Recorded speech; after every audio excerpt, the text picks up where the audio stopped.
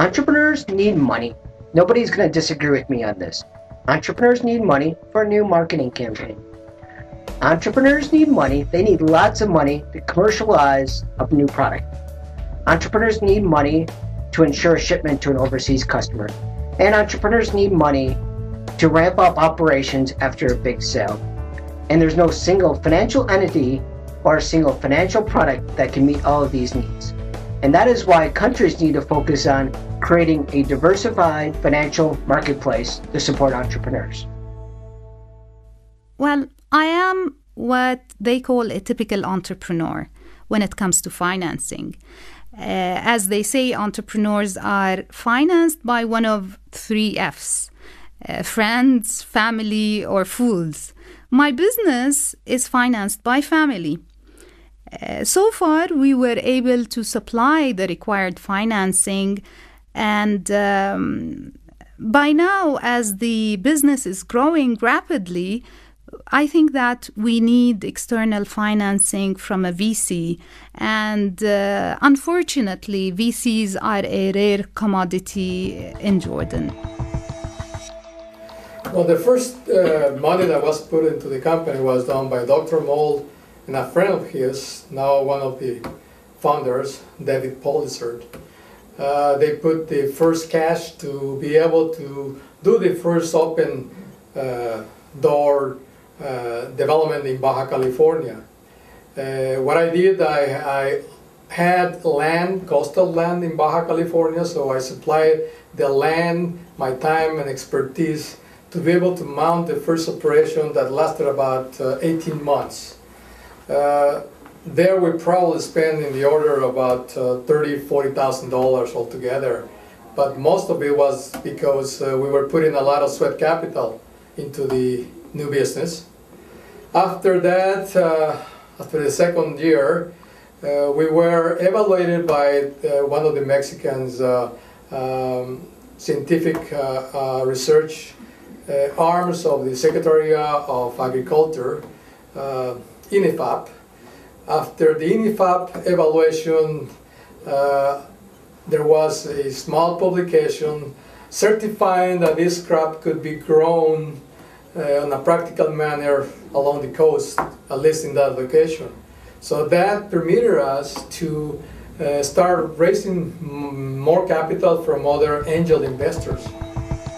I committed whatever savings I had into starting this new dream, but also I put in my time, my energy, and also I invited other people also to chip in. But lucky enough for me or for Selfina is that we had some donors who understood our mission, and they were able to finance especially the training program, which was very important because we needed women to understand what this is all about. But then we were able also to then start borrowing small amounts from the financial institutions. We were able to borrow and repay. For instance, at first we were able to borrow $20,000, and we got first an overdraft, and then the financial institutions were able to see the turnover of this amount and how we were able to repay timely. Then the amount increased and other financiers chipped in, and then we were able to attract offshore market where we could access finance from outside Tanzania. We are a private company, and private companies normally get their financing through equity and through borrowing. We've invested a total of United States dollars, $32 million in the entire operation and the infrastructure of the company. And out of this 32 million, 60% was a loan from a commercial bank. Then 15% was a shareholder loan granted by CIPLA in form of some of the manufacturing equipment, and then the other 25% is equity contributed by the shareholders.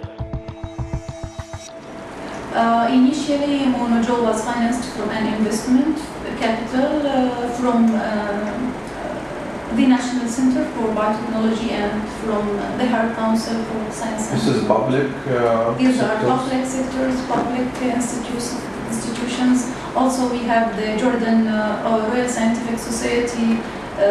We have some public universities are investing in Monojo. This was the initial investment. But for the future, you need really a good financing program for Monojo. Typical diagnostic products may take sometimes 25 million and 5 years to bring to the marketplace. So you need to cover all of this, The novel therapeutic antibodies may consume $1 billion and 12 years development time. So you have to target the very, very, you can say, patient investors to understand your business.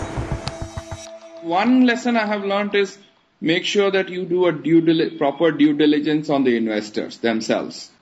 Because a lot of time what happens is that if there is a change in the program manager or you have misunderstood the mission of the investors, then you are in a lot of problem. If the mission of your company, your management, your technician, your end user does not align with the investors, then you get into a lot of soup.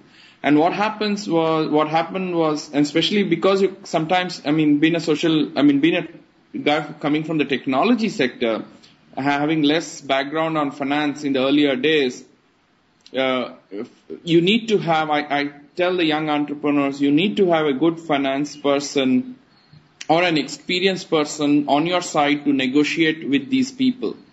Whether it's potential investors or potential people who can give you debt, you need a person to negotiate. Otherwise, you always end up on the losing, mostly on the losing side.